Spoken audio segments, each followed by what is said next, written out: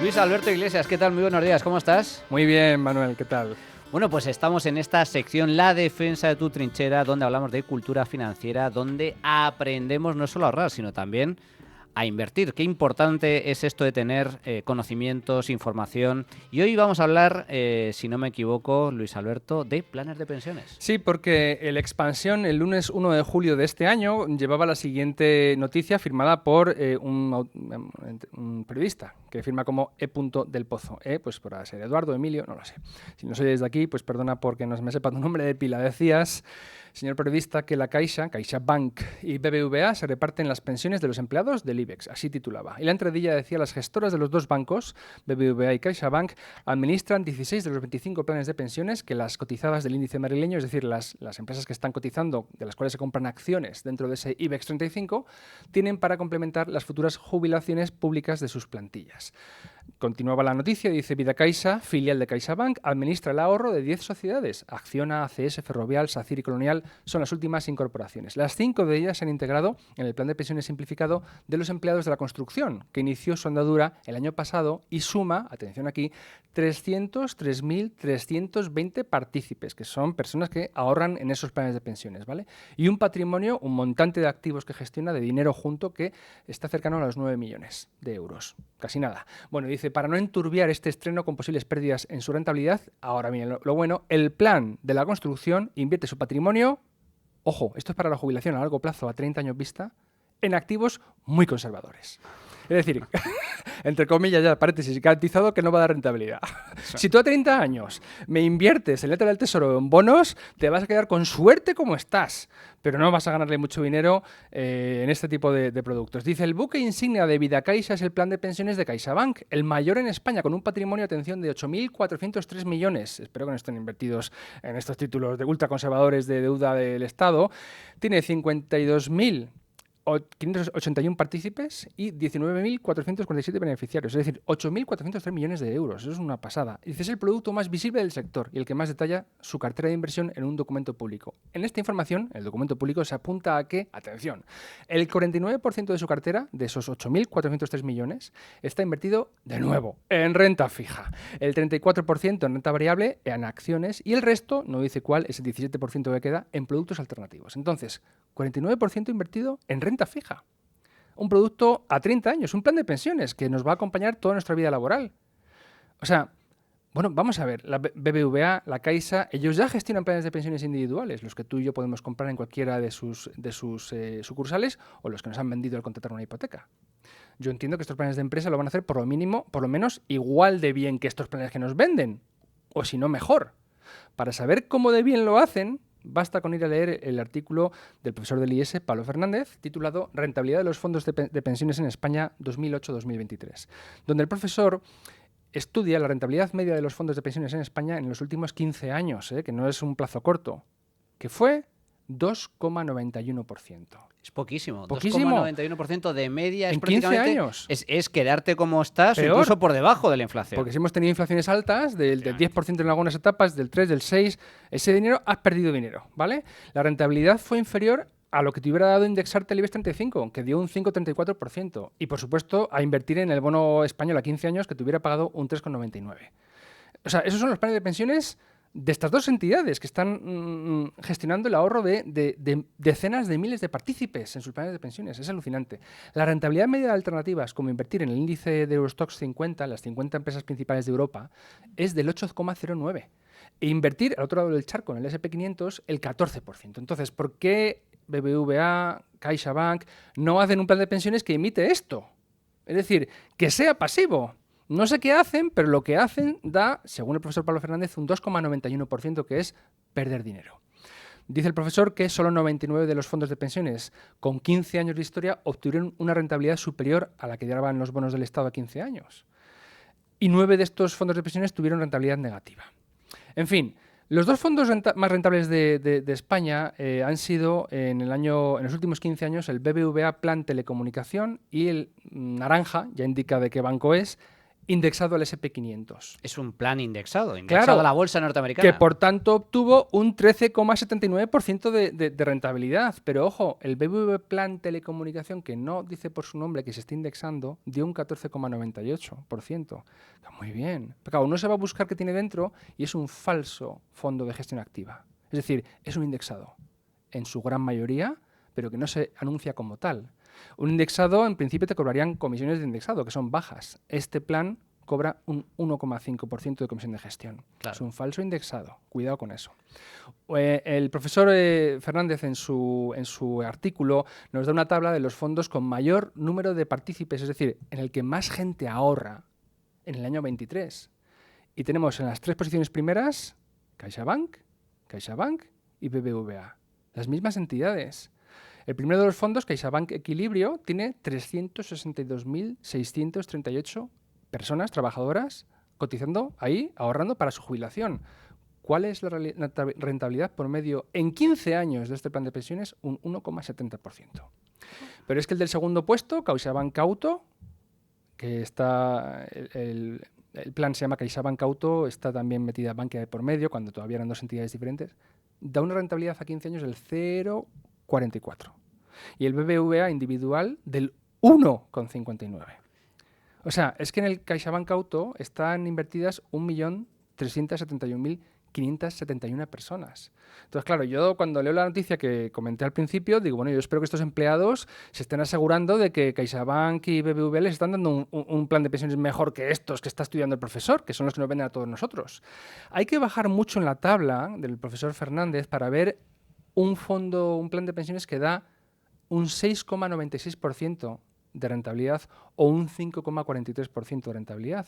Ambos tienen la etiqueta, el nombre naranja dentro, con lo cual ya indica... Indexado también. Efectivamente, son indexados, ¿no? Con lo cual, con lo fácil que es hacerlo bien y lo barato que puede resultar, no sé, pues no lo hacen bien. En fin. Esto, el estudio de Pablo Fernández, que lo hemos comentado en algún otro programa, es de lo más revelador porque, además, entre otros muchos datos, demuestra que muchos de los productos que tienen más venta, que tienen más partícipes en planes de pensiones y también en fondos de inversión, no son los más rentables. Bueno, lo son para los que los venden, pero no para el ahorrador. Evidentemente son un buen negocio para quien lo vende. Bien, entonces vamos a empezar a dar recomendaciones para elegir un plan de pensiones. Es un producto caracterizado por su liquidez. Es decir, salvo que a uno le ocurran desgracias, no va a poder tocar ese dinero hasta que se jubile. Desgracias son enfermedad prolongada, paro de larga duración, en fin, cosas que ni tú ni yo deseamos que les ocurra a ninguno de los oyentes. Bien, entonces, lo primero para un plan de pensiones que podemos recomendar es que el subyacente, aquello en que inviertes, sea muy volátil.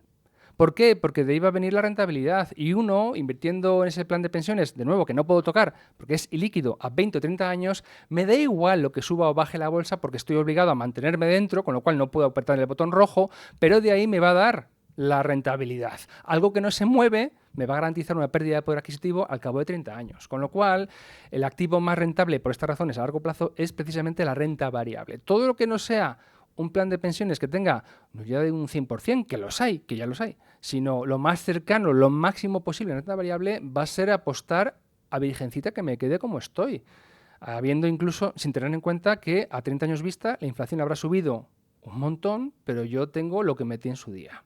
Esto es importante comentarlo porque normalmente el inversor minorista español es especialmente conservador. A mí me gusta, más que llamarle conservador, miedoso, Sí. por falta de información, por falta de conocimiento y tiende a invertir a largo plazo en productos cuya mayoría la cartera lo compone renta fija y la renta fija pues es menos rentable que la renta variable a largo plazo. Así que a la hora de elegir un plan de pensiones, alejémonos de lo que en su nombre lleve algo así como renta fija o renta fija a largo plazo o renta fija a corto plazo y por Dios, huyamos de lo que ponga garantizados. No, eso es pérdida garantizada.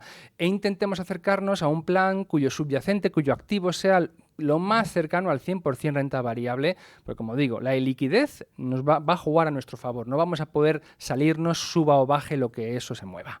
Bien, la segunda recomendación viene por el lado de los costes.